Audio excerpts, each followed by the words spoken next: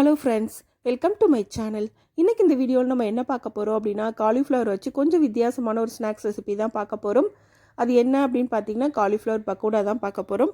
வாங்க அது எப்படி பண்ணுறதுன்னு வீடியோவில் பார்க்கலாம். அதுக்கு முதல்ல ஒரு கடாயில் தண்ணி நல்லா கொதிக்க வச்சுக்கோங்க. அதில் நம்ம க்ளீன் பண்ணி வச்சுருக்க காலிஃப்ளவரை ஆட் பண்ணிக்கலாம். கூடவே கொஞ்சமாக மஞ்சள் தூள், ஒரு 1/4 ஸ்பூன் அளவுக்கு உப்பு சேர்த்துக்கோங்க. சேர்த்துட்டு இது 2 நிமிஷம் போல் நல்லா கொதிக்க வச்சுக்கலாம். இப்போ 2 நிமிஷத்துக்கு அப்புறமா தண்ணி எல்லாத்தையும் வடிச்சிட்டு காலிஃப்ளவர் மட்டும் தனியாக எடுத்துக்கோங்க.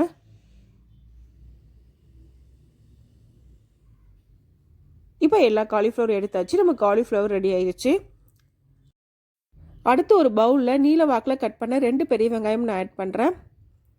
கூடவே நம்ம வேக வச்சு எடுத்து வச்சுருக்க காலிஃப்ளவரையும் ஆட் பண்ணிக்கலாம். இப்போ இது கூட 3 ஸ்பூன் அளவுக்கு அரிசி மாவு, 100 கிராம் அளவுக்கு கடலை மாவு ஆட் பண்ணிக்கோங்க. 1/4 ஸ்பூன் அளவுக்கு மஞ்சள் தூள், காரத்துக்கு ஏற்ற மாதிரி மிளகாய் தூள், ரெட் சில்லி பவுடர் மட்டும் ஆட் பண்ணால் போதும்.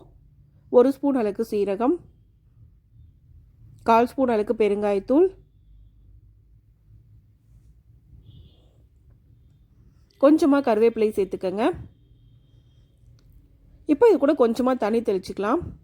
தண்ணி தெளித்து இது மாதிரி நல்லா மிக்ஸ் பண்ணிக்கோங்க. தண்ணி நிறைய ஊற்றிடக்கூடாது. கொஞ்சம் கொஞ்சமாக தெளித்து இது மாதிரி நல்லா மிக்ஸ் பண்ணணும். இப்போ நல்லா மிக்ஸ் பண்ணியாச்சு.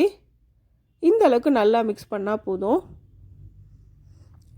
காலிஃப்ளவரும் கடலை மாவும் ரெண்டும் ஒன்றா மிக்ஸ் ஆகணும். அந்தளவுக்கு இதை நல்லா மிக்ஸ் பண்ணிக்கோங்க.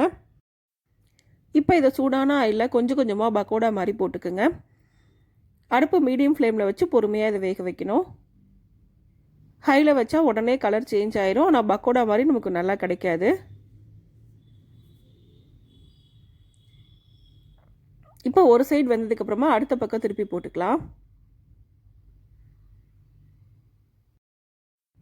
2 பக்கமும் இந்த அளவுக்கு நல்லா வெந்ததுக்கப்புறமா இதை வெளியில் எடுத்துடலாம்.